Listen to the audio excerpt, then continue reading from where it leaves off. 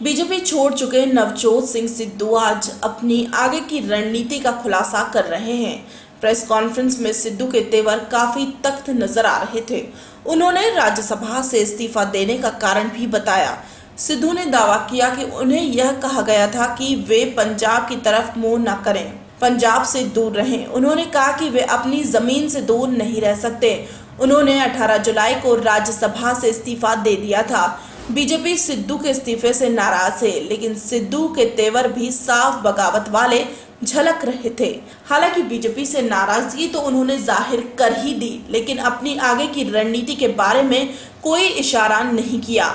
उन्होंने यही कहा कि जहां पंजाब हित होगा वहां जाएंगे। उनसे कई बार आप में जाने को लेकर सवाल पूछा गया, लेकिन वे इस पर बिना कोई स्थिति साफ किए चले गए। प्रेस कॉन्फ्रेंस में वे अपनी उपलब्धि और बीजेपी के लिए किए गए कामों की चर्चा की। इसके साथ ही बताया कि जब बीजेपी की स्थिति पंजाब में ठीक नहीं थी तो किस तरह से उन्होंने पार्टी को मजबूत बनाया था। इसके साथ ही सिद्धू ने यह भी कहा कि जब मोदी की लहर आई तो उन्हें डुबो दिया गया। पार्टी पर वे लगातार निशाना साधते रहे, लेकिन उन्होंने यह साफ नहीं किया कि उन्होंने बीजेपी से इस्तीफा दिया है या नहीं। लेकिन अपनी बातों से उन्होंने बीजेपी की मुश्किलें बढ़ा दी हैं। सापला ने दावा किया है कि उन्होंने पार्टी की सदस्यता से कोई इस्तीफा नहीं दिया। इससे पहले उनका आम आदमी पार्टी में जाने की अटकलें लगाई जा रही हैं। आपके नेताओं ने इस बारे में दावा भी कर दिया है। हालांकि सिद्धू ने इस पर कोई जवाब नहीं दिया था। यही नहीं, इस्तीफे के बाद वे पत्रकारों से बचते भी नजर आए थे। गौरतलब है कि अगले साल पंजाब में विधानसभा चुनाव है और माना यही जा रहा है कि नवजोत सिंह सिद्धू पंजाब में आम आदमी पार्टी का बड़ा चेहरा होंगे। अटकलें तो यह भी लगाई जा रही हैं कि वो पार्टी की तरफ से सीएम के उम्मीदवार होंगे, लेकिन आम आदमी पार्टी के सूत्र इससे इनकार कर रहे हैं। इसकी वजह यह बताई जा रही है कि सिद्धू के आने की वजह से पार्टी में अंदरूनी कलह का खतरा मंडरा रहा है। पूर्व सांसद और क्रिकेटर नवजोत सिंह सिद्धू को लेकर बीजेपी ने सख्त तेवर अपना लिया है। एक तरफ जहां उनके इस्तीफे के बाद अलग अलग अटकलें लगाई जा रही है, तो वहीं बीजेपी ने साफ कर दिया कि सिद्धू के लिए पार्टी में सभी रास्ते बंद कर दिए हैं। सूत्रों का कहना है कि पार्टी मान मनोबल तो दूर, अब उनके चाहने पर भी आने नहीं देगी। नाराजगी का अंदाजा इसी से लगाया जा सकता है कि सूत्रों के अनुसार बीजेपी आला कमान ने अपने सभी नेताओं को हिदायत दे दी है कि सिद्धू से कोई भी बात नहीं करेगा। उधर सिद्धू के आम आदमी पार्टी में जाने की अटकलों के बीच आप में भी विरोधी सुर उठने लगे हैं। संकेत मिल रहे हैं कि आपके अंदर भी सिद्धू को सीएम कैंडिडेट बनाने पर विरोध उठ सकता है। इससे पहले बीजेपी नेता प्रभात झा का कहना है कि सिद्धू ने इस्तीफा देकर ठीक नहीं किया। सिद्धू की हैसियत बीजेपी से है, इसी से अंदाजा लगा था कि बीजेपी इस बार सिद्धू को मनाने आदि का कोई प्रयास नहीं करेगी। इस बीच सिद्धू की पत्नी ने साफ किया कि राज्यसभा की सदस्यता से इस्तीफा देने का मतलब ही यही है कि सिद्धू ने बीजेपी से भी इस्तीफा दे दिया है। इससे पहले यह साफ नहीं था कि उन्होंने बीजेपी की सदस्यता से इस्तीफा दिया है या नहीं। गौरतलब है कि इस्तीफे के साथ एक शपथ पत्र भी था, जिसमें सिद्धू ने लिखा था कि उनका इस्तीफा तुरंत स्वीकार कर लिया जाए।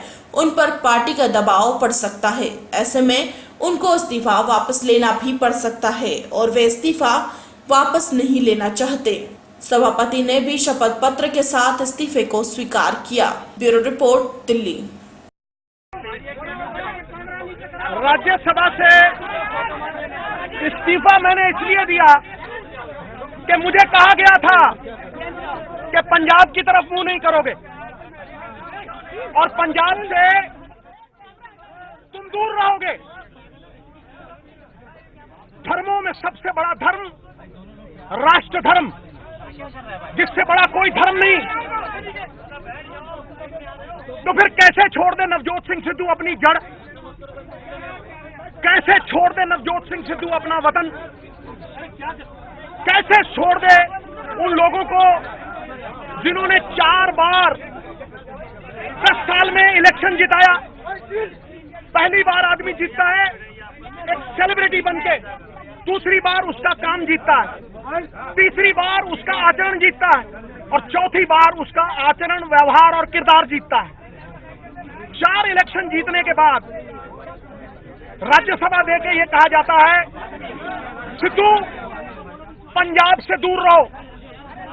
किसकी इच्छा से, किस वजह से? कोई गुनाहगार है? क्यों? अरे पंछी भी उड़ारी मारता है ना, तो शाम को अपने घोंसले में आके टिकता है, ये उसका हक है।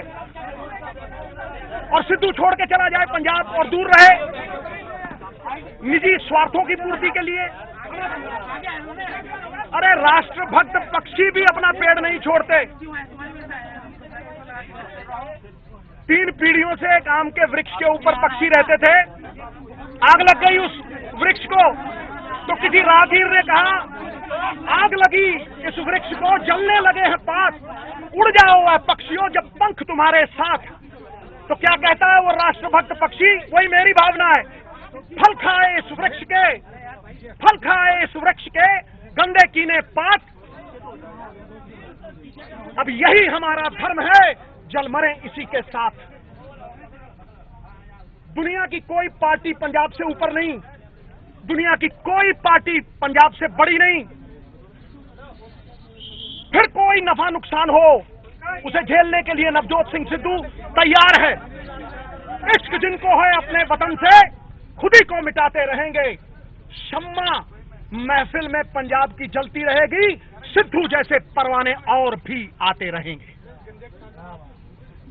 ये नफे नुकसान की बात नहीं है दोस्त। ये पहली बार हुआ हो तो भी नाकाबिले बर्दाश्त है, लेकिन ये तीसरी चौथी बार हो रहा है।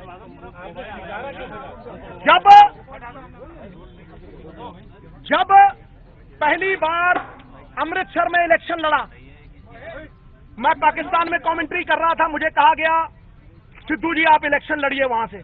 मैंने कहा जी 17 दिन है, कहां से लड़ लूं इलेक्शन? ना मेरे पास वैसा कोई धन है। नहीं सिद्धू जी, 6-7 लीडरों के फोन आए, मैंने ना की। फिर वाजपेयी से साहब ने कहा कसो कमर कसा और मैदान जंग में आओ, तो चले गए जी वहां। 14 दिन में पार्लियामेंट का इलेक्शन लड़ा। 6 बार का एमपी था कांग्रेस का, 9 के 9 एमएलए कांग्रेस के थे, मेयर कांग्रेस का था। 14 दिन में 1.25 लाख वोट से श्री अमृतसर साहब के लोगों ने जिताया। जब आंधियां चलती थी तब तो सिद्धू जाए। फिर केस पड़ा, केस पड़ते ही सिद्धू ने इस्तीफा दिया, 3 मिनट नहीं लगे। उसके बाद एक बड़े लीडर का फोन आया, बेटा तुम अगर चांस लेना चाहते हो तो सरेंडर कर दो, शायद 1% चांस है कि तुम दोबारा इलेक्शन लड़ पाओ।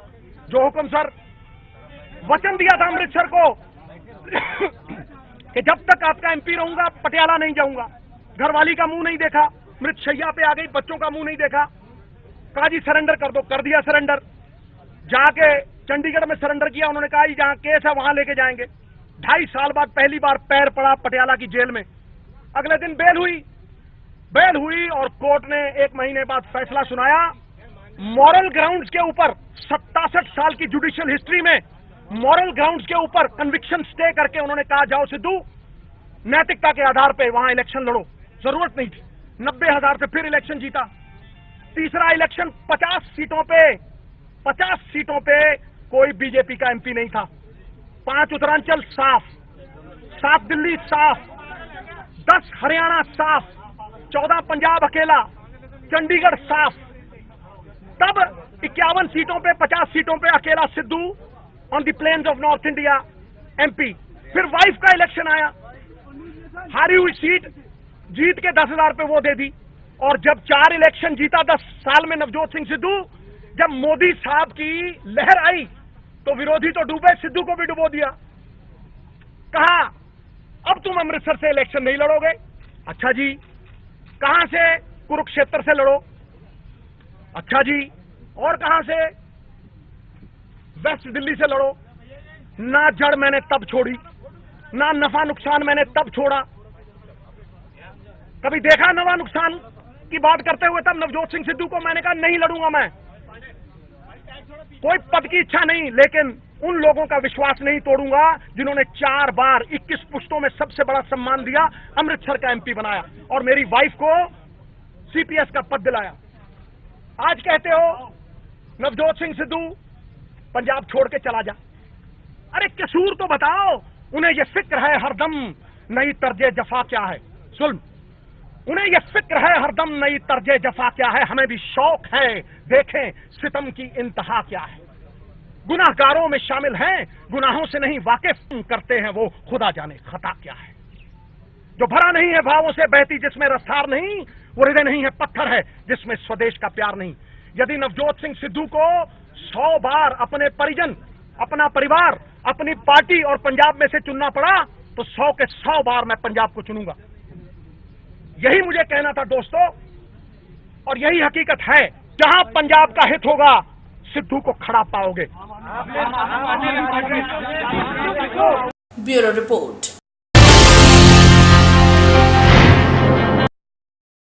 केंद्रीय गृह मंत्री राजनाथ सिंह ने पाकिस्तान को रवैया बदलने की चेतावनी दी थी। अब सरकार के सुर में मुख्य विपक्षी दल कांग्रेस ने भी सुर मिलाया है। कांग्रेस के राष्ट्रीय महासचिव और पार्टी की उत्तर प्रदेश इकाई के प्रभारी गुलाम नबी आजाद ने पाकिस्तान को चेताया है।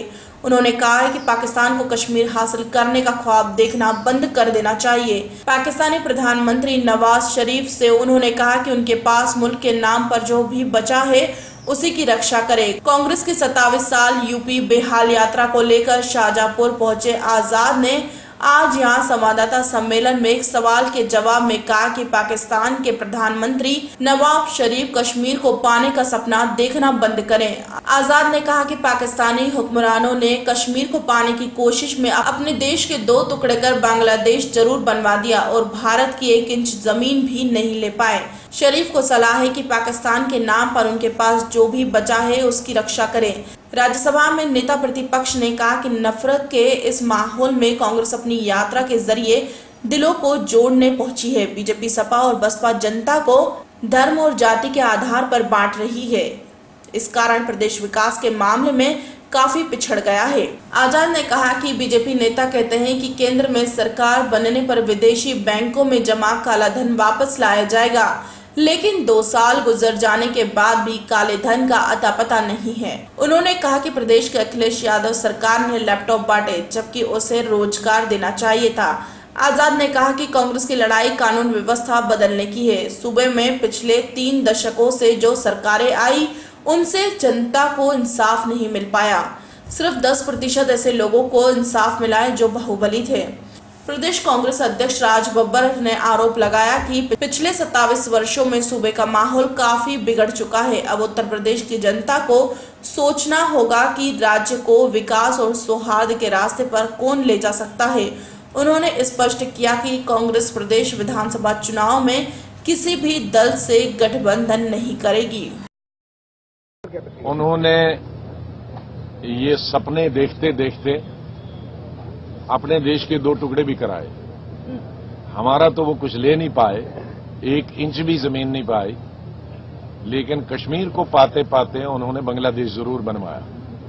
तो इससे पहले वो प्यार से रहें, इससे पहले कि और कोई पाकिस्तान के हिस्से हो जाए। इसलिए ये उनके हित में है कि वो आराम से प्यार से रहें, जो कुछ बचा है उनके पास उसी की रक्षा करें। चलो आगे। Bureau report, Delhi. Bollywood superstar को जोधपुर हाई कोर्ट ने काला हिरण शिकार के दोनों मामलों में बरी कर दिया है। हाई कोर्ट ने सलमान खान पर लगी 5 साल और 1 साल की सजा को भी खत्म कर दिया। अब सलमान खान जेल नहीं जाएंगे। 18 साल पुराने इस मामले में अब सुल्तान को बड़ी राहत मिल गई है। आज कोर्ट में सलमान खान मौजूद नहीं थे। इस मामले पर सुनवाई के लिए आज सलमान खान की बहन अलवीरा जोधपुर हाई कोर्ट पहुंची थी। आपको बता दें कि इस मामले में निचली अदालत ने 10 अप्रैल को सलमान खान को दोषी ठहराया था और 5 साल जेल की सजा सुनाई थी। अब जोधपुर हाई कोर्ट ने उस फैसले को पलटते हुए उन्हें इस केस से बरी कर दिया है। इस मामले पर प्रतिक्रिया देते हुए सलमान खान के पिता सलीम खान ने कहा कि मैं 15 साल से चुप हूं, अब और चुप नहीं रहूंगा। इससे पहले जब सलमान खान इस मामले में सुनवाई के लिए पहुंचे थे तो उन्होंने कहा था कि मैं निर्दोष हूं। क्या था पूरा मामला, आइए आपको बताते हैं। ये मामला उस वक्त का है जब फिल्म हम साथ साथ हैं की शूटिंग चल रही थी। सलमान पर आरोप है कि 28 सितंबर 1998 को उन्होंने 2 चिंकारा के शिकार किए थे। 1998 में 1-2 अक्टूबर की रात 2 काले हिरणों के शिकार से जुड़े इस मामले में सलमान के अलावा बॉलीवुड सितारे सैफ अली खान, सोनाली बेंद्रे, तब्बू और नीलम भी आरोपी हैं। सलमान और अन्य के खिलाफ कुल 4 मामले जोधपुर पुलिस ने दर्ज किए थे। इसमें से 3 मामले काले हिरण के शिकार के थे, जबकि एक मामला सलमान के खिलाफ अवैध हथियार का था। सलमान खान पर कुल कितने केस हैं? आइए देखते हैं। मुंबई का हिट एंड रन केस अभी सुप्रीम कोर्ट में लंबित है। फवाद हिरण शिकार केस में अभी बरी हुए हैं। इसमें 1 साल की सजा सुनाई गई थी। घोड़ा फार्म शिकार मामले में बरी हुए 2 हिरणों के शिकार में 5 साल की सजा सुनाई गई थी। मजबूत था, उस पक्ष को किस तरह से कंसीडर किया गया है, क्योंकि इस प्रकरण के अंतर्गत ये है, जब राजस्थान उच्च न्यायालय के द्वारा कोई आदेश पारित किया जाता है और उस निर्णय से यदि कोई पक्षकार संतुष्ट नहीं है तो उसके विरुद्ध एसएलपी सुप्रीम कोर्ट में उस आदेश को चुनौती दी जा सकती है। क्योंकि इसमें अतिरिक्त महाधिवक्ता केएल ठाकुर साहब रहे, वो इस दोनों प्रकरणों को जजमेंट की प्रति प्राप्त हो जाने के बाद में देखेंगे और यदि उन्हें उचित नहीं लगेगा तो निश्चित तौर पर वो राज्य सरकार की ओर से निवेदन करके इसके विरुद्ध इस दोनों आदेशों को चुनौती देते हुए सुप्रीम कोर्ट में एसएलपी फाइल करेंगे। इसलिए ये जो अधिकार है मात्र राज्य सरकार को है और राज्य सरकार के अतिरिक्त महाधिवक्ता अपने स्तर पर निश्चित तौर पे वो भी इससे आगात होंगे, क्योंकि जिस तरह से उन्होंने बहुत अच्छी पैरवी की थी, उनका बहुत पक्ष मजबूत था। 2 कोर्ट की फाइंडिंग उनके सलमान के खिलाफ में थी, उसके बावजूद कंसीडर हुआ है। तो इस केस के अभी जो जजमेंट की कॉपी, करीब दोनों जजमेंट 50-50 पेज के हैं, कॉपी प्राप्त हो जाती है। दोनों जजमेंट को पढ़ने के बाद में कहाँ प्रोसिक्यूशन की बात को कमजोर माना गया है और एज पर कमजोर नहीं है फिर भी माना गया, तो ये सारे एक तथ्य के लीगल एस्पेक्ट के क्वेश्चन है। उनको देखने के बाद में राज्य सरकार निश्चित तौर पर ये मानेगी कि राज्य सरकार का मजबूत पक्ष होते हुए नहीं रखा, पक्ष कमजोर रहा माना गया है, तो अपने इस आदेश को चुनौती देते हुए उसके विरुद्ध उच्चतम न्यायालय सुप्रीम कोर्ट में एसएलपी करेगी। तो निश्चित तौर पे जहां मजबूती हो, 2 केसों की कोर्ट की फाइंडिंग हो, तो निश्चित तौर पे एक सामान्य प्रक्रिया के तहत राज्य सरकार अवश्य रूप से इस तरह के प्रकरणों को चुनौती देने के लिए। उत्तर प्रदेश के भदोही जिले में एक दर्दनाक हादसा हुआ है। ट्रेन और स्कूल वैन की सुबह हुई टक्कर में कम से कम 10 मासूम बच्चों के मारे जाने की सूचना है। यह हादसा मानवरहित रेलवे क्रॉसिंग पर हुआ है। हादसे में कई बच्चे घायल भी हुए हैं, जिन्हें नजदीकी अस्पताल में पहुंचाया गया है। सूचना के अनुसार आज सुबह 8:30 बजे यह हादसा हुआ। स्कूल बस अपने गंतव्य की ओर जा रही थी। चालक की लापरवाही के चलते बिना देखे रेलवे लाइन पर वैन चढ़ा दी। उसी समय तेजी से आई ट्रेन से उसकी टक्कर हो गई। टक्कर इतनी तेज थी कि वाहन के परखच्चे काफी दूर तक उछले थे। मौके पर पहुंची पुलिस और रेलवे के आला अधिकारी पहुंच गए। इस घटना को लेकर स्थानीय लोगों में काफी आक्रोश है। घटना ओराई थाने के अंतर्गत मेघीपुर गांव की है। जो ट्रेन स्कूल वैन से टकराई है वह वाराणसी इलाहाबाद पैसेंजर ट्रेन है। जोरदार टक्कर हुई, जिसमें कि आपको करीब यहाँ से लेकर वहाँ तक पेड़ के पास तक पूरे बच्चे इधर से उधर तक पड़े हुए थे, जिसमें 5 लोग तो यहीं पे खत्म हो गए, ऑन स्पॉट खत्म हो गए थे। उसके बाद फिर हम लोगों ने बाकी लोगों को गाड़ी के जरिए हॉस्पिटल पहुंचवाया। वो लोग को हाथ से रोकता था, वो लोग कोई भी नहीं मान रहे हैं, जबरी बोल रहे हैं तू हट इधर से, मेरे को निकल जाने दे। ये गाड़ी को भी वो रोका, वो नहीं माना, वो कान में मोबाइल लेकर वो गाड़ी चढ़ा दिया। उत्तर प्रदेश भदोही से आरती श्रीवास्तव की रिपोर्ट।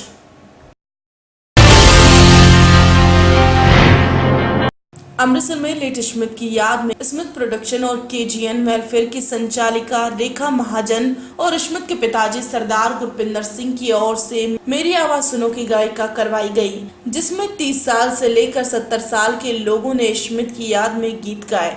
इसका फाइनल 2 सितंबर को अमृतसर में होगा, 7 अगस्त को गुरदासपुर, 14 अगस्त चंडीगढ़, 21 को लुधियाना में होगा। मेरी आवाज सुनना है ऑडिशन के लिए आई हूँ। सरदार गुरपिंदर सिंह जी ਜਿਹੜੇ ਕਿ ਇਸ਼ਮੀਤ ਦੇ ਫਾਦਰ ਨੇ, ਇਸ਼ਮੀਤ ਦੀ ਯਾਦ ਦੇ ਵਿੱਚ ਮੇਰੀ ਆਵਾਜ਼ ਸੁਣੋ ਇੱਕ ਬਹੁਤ ਹੀ ਵੱਡਾ ਹਾਈ ਲੈਵਲ ਦਾ ਇਵੈਂਟ ਕਰਵਾਉਣ ਜਾ ਰਹੇ ਨੇ 2 ਸਤੰਬਰ ਨੂੰ, ਔਰ ਜਿਹਦੇ ਵਿੱਚ ਉਹਨਾਂ ਨੇ ਜਿਹੜਾ ਟੀਚਾ ਰੱਖਿਆ ਹੈ 30 ਸਾਲ ਜਾਂ 30 ਸਾਲ ਤੋਂ ਵੱਧ ਜਿਹੜੇ ਨੇ ਅੱਛੇ ਗਾਇਕ ਜਿਹੜੇ ਨੇ ਉਹਨਾਂ ਨੂੰ ਮੰਚ ਦੇਣ ਦਾ ਇੱਕ ਬਹੁਤ ਹੀ ਵਧੀਆ ਤੇ ਸ਼ਲਾਘਾਯੋਗ ਉਪਰਾਲਾ। ਮੈਂ ਧੰਨਵਾਦੀ ਹਾਂ ਸਰਦਾਰ ਗੁਰਪਿੰਦਰ ਸਿੰਘ ਜੀ ਦੀ, ਜਿਹੜੇ ਕਿ ਅੰਮ੍ਰਿਤਸਰ ਦੇ इस गुरु की नगरी के आए ने, इतों जो है टैलेंट जोड़ा है सर्च करके उन्हें एक मंच देने जोड़ा है जो इन्होंने टीचा मिथ्या है उसको पूरा करने का जो उपराला करन जा रहे हैं, वो ये जो बधाई के पात्र ने। इशमीत को इस बहाने से याद कर रही हाँ, उसकी याद में कराया गया एक प्रोग्राम जोड़ा है ये दुनिया 'ਚ याद रहेगा।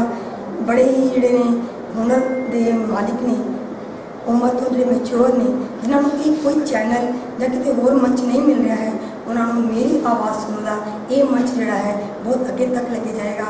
तो मेरी जिहड़ी बहुत बहुत मुबारकबाद ते बधाई है सरदार गुरपिंदर सिंह जी नूं, जिन्होंने कि अपने बेटे की याद विच ये उपराला किया है। तो अमृतसर के विचों टैलेंट की खोज के विच आए ने।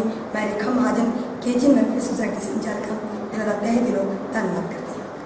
अमृतसर से नरेंद्र सेठी की रिपोर्ट। पुलिस ने 15 जुलाई की मध्यरात्रि को राजेंद्र कुमार निवासी मत्ता के कत्ल के मामले को सुलझाने का दावा किया। उल्लेखनीय है कि 15 जुलाई 2016 की मध्यरात्रि को जेतो पुलिस को राजेंद्र कुमार तेज हथियार से गंभीर घायल हुआ जेतो कोटकपुरा से निकलती मत्ता लिंक रोड पर मिला था, जिसका स्कूटर भी पास पड़ा मिला था। उपरांत अज्ञात व्यक्तियों पर हत्या का मुकदमा दर्ज करके पुलिस ने तफ्तीश शुरू कर दी थी। जेतो पुलिस थाना प्रभारी लक्ष्मण सिंह व ASI सिकंदर सिंह ने मामले से पर्दा उठाते हुए बताया कि मृतक राजेंद्र कुमार के भाई परमिंदर कुमार की शनाख्त के आधार पर पुलिस ने तफ्तीश आगे बढ़ाई और पता चला कि मृतक की पत्नी पूजा, जो कि एक वकील के पास मुंशी के तौर पर काम करती थी, उसका किसी अन्य पुरुष गुरतेज सिंह के साथ नाजायज संबंध था, जिसके चलते गुरतेज सिंह का अक्सर ही घर पर आना जाना था। राजेंद्र कुमार की मौजूदगी उन्हें खलने लगी तथा प्रेमी गुरतेज सिंह ने उसे साथी तरलोक सिंह की मदद से 15 जुलाई की मध्यरात्रि को जब मृतक अपने स्कूटर से घर लौट रहा था, तेज हथियार से मौत के घाट से उतार दिया। थाना प्रभारी के अनुसार आज उक्त तीनों आरोपियों को गिरफ्तार करके उनके कब्जे से हत्या के प्रयोग में किया गया तेजधार हथियार भी बरामद कर लिया गया है। उल्लेखनीय कि मृतक की पत्नी पूजा के 2 बेटे हैं, जिसमें से एक की उम्र 11 वर्ष और दूसरे की 12 वर्ष बताई जा रही है। ये मुकदमा नंबर 76 मिति 16/7/16 अंडर सैक्शन 302 ते 34 IPC विच 3 दोषियों को गिरफ्तार किया सी। एक का नाम है गुरतेज सिंह, दूजे नाम तरलोक सिंह ते लड़की का नाम है पूजा रानी। ये पूजा रानी ने अपने प्रेमी नाल मिल के अपने घर वाले का कत्ल किया राजेंद्र कुमार। सर मर्डर करने का कारण प्रेम संबंध है। सर कुछ पता किस तरह मर्डर होया है? ये रात समय मुंडे नूं बुलाया गया, इनकी साजिश सीगी इहदी घर वाली की, ते उत्थे बाहर मत्ते लिंक रोड ते बुला के ते कापिया नाल कत्ल किया गया। मामला दर्ज हो गया जी? हाँ जी, मामला दर्ज हो गया। मामला दर्ज हो गया अदालत? हाँ जी। की बने जी? ਉਹਦੇ 'ਚ 3 ਦਿਨਾਂ ਦਾ ਪੁਲਿਸ ਰਿਮਾਂਡ ਦਿੱਤਾ ਜੀ 27/7 ਤੱਕ। सर एक दा प्रेमी है, दूसरा बंदा कौन है? ਉਹਦੇ ਨਾਲ ਹੈ ਜੀ, ਕਤਲ ਕਰਨ 'ਚ ਨਾਲ। फरीदकोट से जगतार दोसंज की रिपोर्ट। अमृतसर में इंसानियत फिर शर्मसार हुई जब एक मासूम बच्ची को उसके ही माँ बाप पंगुड़ा में छोड़कर चले गए। जिला प्रशासन की ओर से कन्या भ्रूण हत्या को रोकने के लिए रेड क्रॉस भवन में चलाई गई पंगुड़ा स्कीम में इस बच्ची को छोड़कर चले गए। इस संबंध में अमृतसर के ADC की पत्नी नरिंदर कौर ने बताया कि यह स्कीम उन लोगों के लिए चलाई गई थी जो किसी कारणवश अपने बच्चों को अपने पास नहीं रखना चाहते और सड़क किनारे फेंक देते हैं। उनका कहना है कि यह बच्ची उनके पास आई थी और इसका इलाज किया गया। आज उसको लापा में भेजा जा रहा है। उन्होंने बताया कि इस स्कीम के चलाने के बाद अब तक रेड क्रॉस भवन में कुल 137 बच्चे आ चुके हैं, जिसमें 117 लड़कियां और 20 लड़के हैं। आज मिली इस बच्ची को रेड क्रॉस के मुलाजिमों के तुरंत अस्पताल में दाखिल कराया और उसको उपचार कराने के बाद उसे सरकारी संस्थान में भेज दिया जाएगा। साथ ही उनका कहना है कि आज चाहे हम 21वीं सदी में हैं, लेकिन आज भी इस तरह के किस्से हमारे समाज में एक सवाल या निशान पैदा करते हैं।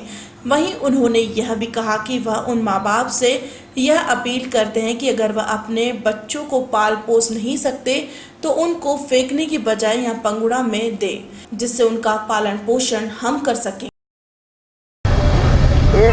117 बच्चे आई है, ये 117 लड़कियां ते 20 लड़के हैं। शिशु गृह जलंधर नारी निकेतन च भेज रहे हैं ਅਸੀਂ। टोटल कितनी बच्चियां आप तो भेजिया ने ते कितने आप लोगों ने ग्रुप चलियां ने? ਅੱਜ ਤੱਕ ਟੋਟਲ ਬੱਚੇ ਤੇ 137 ਹੋ ਗਏ, ਜਿਨ੍ਹਾਂ ਵਿੱਚ 117 ਲੜਕੀਆਂ ਨੇ ਤੇ 20 ਲੜਕੇ। ਨਹੀਂ ਗਾ ਕਿੰਨੇ ਕੁ ਲੜਕੀਆਂ ਭੇਜਦੇ ਆ ਪਰਿਵਾਰਾਂ ਜਿਹਨਾਂ ਜਵਾਬ ਦਵਾਇਆ ਇਹਨਾਂ ਵਿੱਚੋਂ? ਇਹਨਾਂ ਦੇ ਵਿੱਚੋਂ 80% ਤਕਰੀਬਨ ਅਡਾਪਸ਼ਨ ਹੋ ਗਈ ਹੈ ਤੇ ਕੁਝ ਉੱਥੇ ਟਰਸਟ ਦੇ ਵਿੱਚ ਤਲਵੰਡੀ ਭਾਵੇਂ ਇਹ ਕਿਹੜੇ ਹਸਪਤਾਲ ਜਾਇਆ ਜਾਂਦਾ ਇਹਨਾਂ ਨੂੰ ਪਾਰਵਤੀ ਹਸਪੀਟਲ 'ਚ ਪੂਰਾ ਮੈਡੀਕਲ ਟ੍ਰੀਟਮੈਂਟ ਦਿੱਤਾ ਜਾਂਦਾ ਹੈ ਤੇ ਟ੍ਰੀਟਮੈਂਟ ਦੇਣ ਤੋਂ ਬਾਅਦ ਅਸੀਂ ਇੱਥੇ ਭੇਜਦੇ ਹਾਂ। ਇਹੀ ਹੈ ਕਿ ਜੇ ਵੀ ਇਸ ਅਜਿਹਾ ਕਰਨਾ ਤੇ ਨਹੀਂ ਚਾਹੀਦਾ ਲੋਕਾਂ ਨੂੰ। ਬੱਚੇ ਬਹੁਤ ਮਹਿੰਗੀ ਚੀਜ਼ ਹੈ, ਸਭ ਤੋਂ ਕੋਸਟਲੀ ਚੀਜ਼ ਇਹੀ ਆ, ਪਰ ਫਿਰ ਵੀ ਕਿਸੇ ਮਜਬੂਰੀ ਦੇ ਕਾਰਨ ਇੱਧਰ ਉੱਧਰ ਰੋਲਣ ਦੇ ਨਾਲੋਂ ਠੀਕ ਹੈ ਕਿ ਪੰਘੂੜਾ ਸਕੀਮ ਜਿਹੜੀ ਹੈ ਬਹੁਤ ਸਕਸੈਸਫੁਲ ਹੋ ਰਹੀ ਹੈ। ਇਹਦੇ ਵਿੱਚ ਬੱਚਾ ਆਉਂਦਾ ਹੈ ਤਾਂ ਅਸੀਂ ਅੱਗੋਂ ਠੀਕ ਇਹਦਾ ਕਰਾ ਕੇ ਮੈਡੀਕਲ ਤੇ ਅਡਾਪਸ਼ਨ ਕਰਵਾ ਦਿੰਦੇ। ਇਹ ਬੱਚੀ ਕਿੰਨੇ ਚਿਰ ਦੀ ਹੈ ਜੀ? ਇਹ ਬੱਚੀ 6-7 ਦਿਨ ਦੀ ਹੈ। अमृतसर से सनी साहुता की रिपोर्ट।